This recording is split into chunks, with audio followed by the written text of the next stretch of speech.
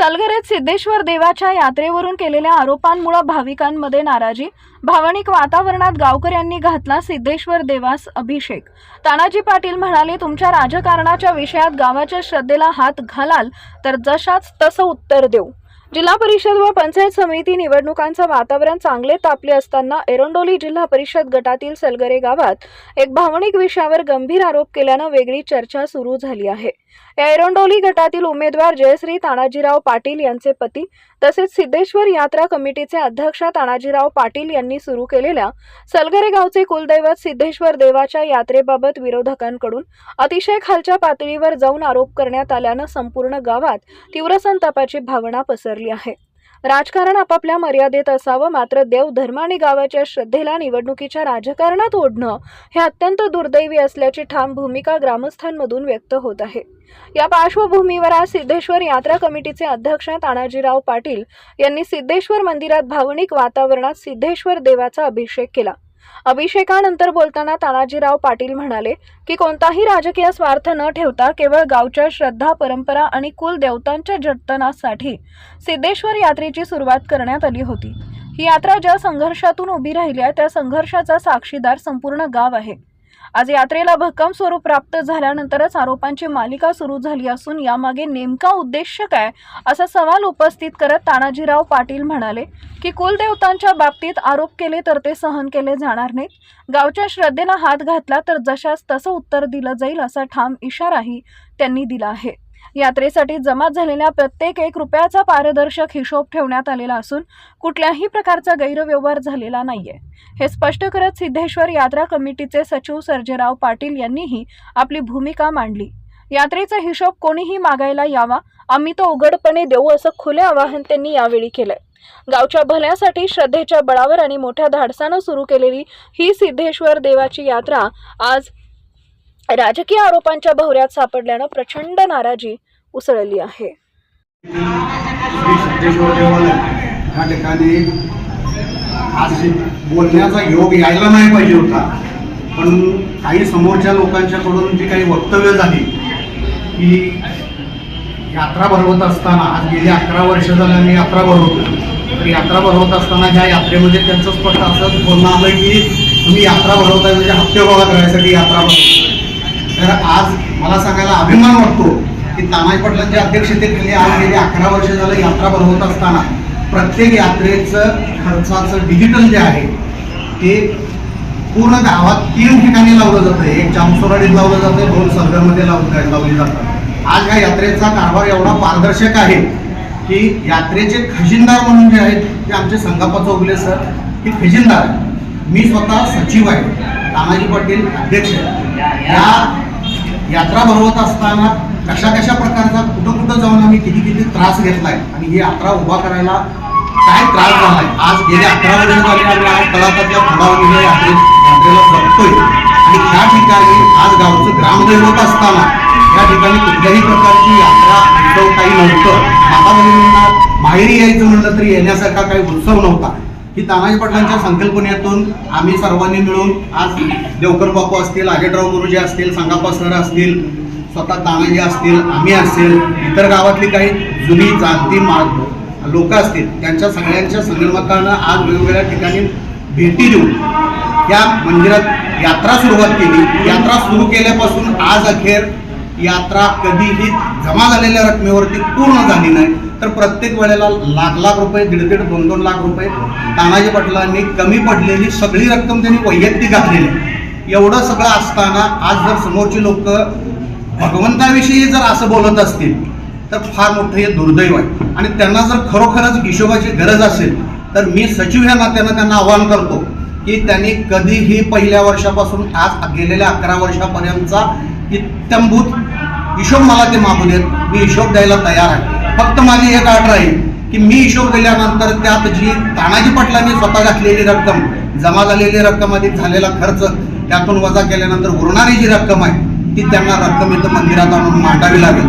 आज मला काय म्हणायचं आहे, कोणत्या माणसानं काय बोलावं, आज एक वेळच्या भक्तीला आपण महाग आहे, आपली लायकी नाही। एवढा असताना आज तुम्ही आमच्याविषयी बोलला असता तर ठीक झाला असता, पण आज तुम्ही भगवंताविषयी की जे तुमचं देखील कुलदैवत आहे आज एवढी 11 वर्ष झाला मी यात्रा करतोय. ज्यांना ज्यांना वाटतंय त्यांनी आपल्या मनाला विचारून बघावं, मी मंदिरात यात्रेच्या काळात किती वेळेला गेलोय, माझ्याकडून किती वेळेला भगवंताला नारळ अर्पण झालाय.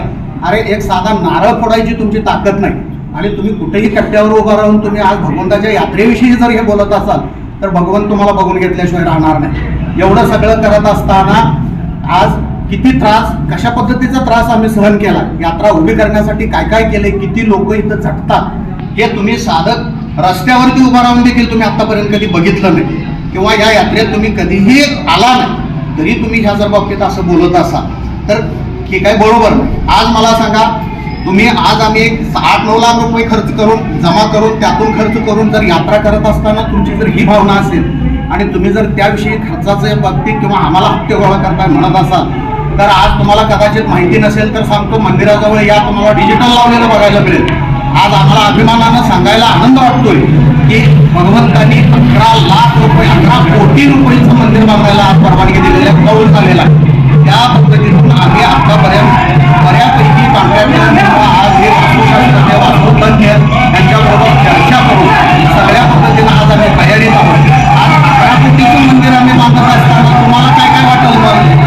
आज तुम्ही यात्रा करत असताना हप्ते गोळा करताय किंवा हप्ते खाताय म्हणताय, तर आज 11 कोटीचं मंदिर बांधत असताना तुम्ही जर तुमच्या मनात काय म्हणजे संभ्रम जर निर्माण होत असेल तर प्रत्यक्ष तुम्ही आम्हाला भेटा. तुम्हाला कुठला खर्च कुठं झालाय हे सांगतो. फक्त एक लक्षात ठेवा, जसे तानाजी पाटील जिथं कमी पडेल तिथं उभा राहतात तसं तुम्ही जिथं कमी पडेल तिथं तुमची जर उभा राहायची ताकद असेल तर आमच्या नादाला लागा, नसेल तुम्ही तुमच्या मार्गाने चला, आम्ही आमच्या मार्गाने चालतो. आम्ही भगवंताचं काम करायला लागलोय. कुणाच्याही बाबतीत असं बोलण्यात अर्थ नाही.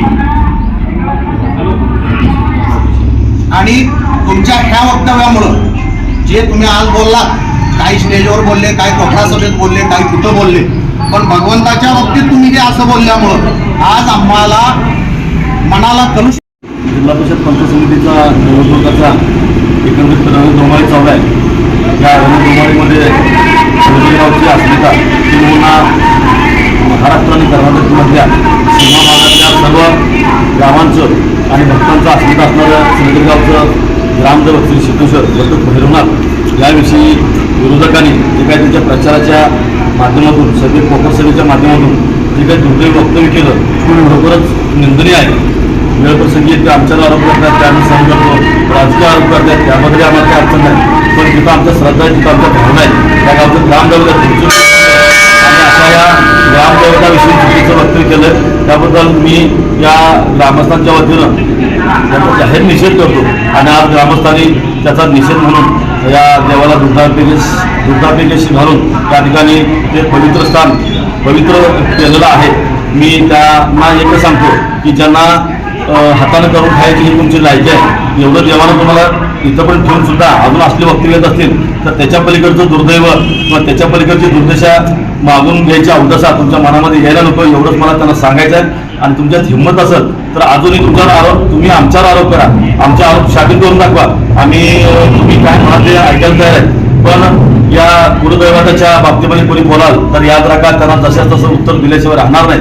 आणि साधी गोष्ट आहे की या ठिकाणी यात्रा भरवत असताना काय कष्ट केले ते आमच्या देवाला माहिती आहे. पण ह्या सगळ्या गोष्टी करत असताना तुम्ही कधी 1 रुपयाची वर्गण देत नाही, देवाला येत नाही आणि आम्हाला हप्ते गोळा करा म्हणून सांगताय. अरे बाबा, तू वर्षाला जेवढा त्या ठिकाणी मिळवतोस त्याच्यापेक्षा जास्त खर्च आमचा महिन्याला या ठिकाणी आम्ही करतोय. आणि राहिला विषय ती देवाची शक्ती आहे, देवानं आम्हाला ते दिलेलं आहे. आज यात्रा भरवण्याचं तुम्ही असं बनवलेलं आहे म्हणजे 11 कोटीचं मंदिर या मिरज तालुक्यातलं सगळ्यात मोठं मंदिर, दगडी मंदिर 11 कोटीचं आपण उभं करतोय.